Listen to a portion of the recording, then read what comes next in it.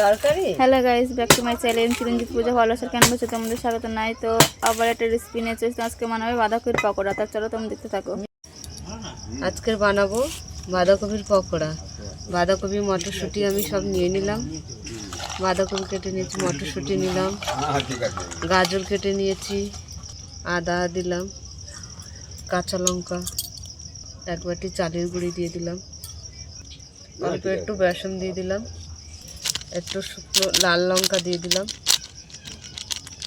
স্বাদ মতো নুন দিয়ে দিলাম, বেকিং সোডা দিয়ে দিলাম, বেকিং পাউডার দিয়ে দিলাম, দিয়ে ভালো করে মিশিয়ে নেবো, মেখে নেবো। তা ভালো করে মেখে নেবো আমি।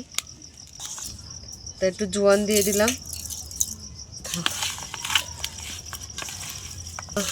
মেখে নেবো। আমরা জল দিইনি, বাঁধাকপি লবণে মাখতে মাখতেই আমাদের মাখা হয়ে গেছে। তো আমাদের উনুনটা ধরে গেছে, কড়াটা বসিয়ে দিলাম। তো কড়াটা গরম হয়ে গেছে, তেল দিয়ে দিলাম। বলগুলো আমি বানিয়ে নিয়েছি, আমরা ভেজে নেব।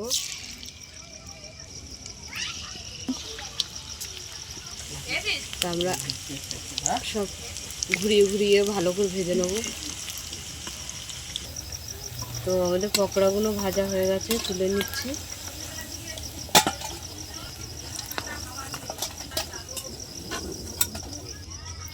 ভেজে নেবো, তো একে একে ভেজে নেবো। তো পকোড়াগুলো সব ভাজা হয়ে গেছে, তুলে নেব।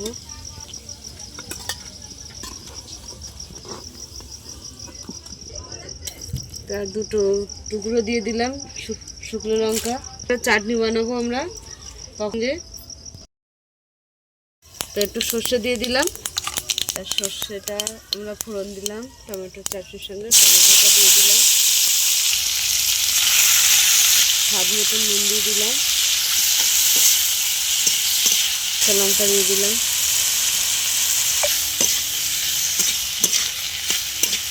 আদা দিয়ে দিলাম, লাল লঙ্কা গুঁড়ো দিয়ে দিলাম, কাশ্মীর।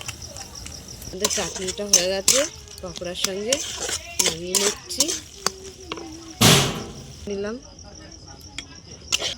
তো আমাদের পকোড়া হয়ে গেছে। তো তোমাদের কেমন লাগলো বলো, ভালো লাগলে লাইক করে দেবেন, শেয়ার করে দেবেন, কমেন্ট করে দেবেন, সাবস্ক্রাইব করে আমাদের পাশে থাকবেন। আর ভিডিওটা অবশ্যই আপনারা দেখবেন। টাটা।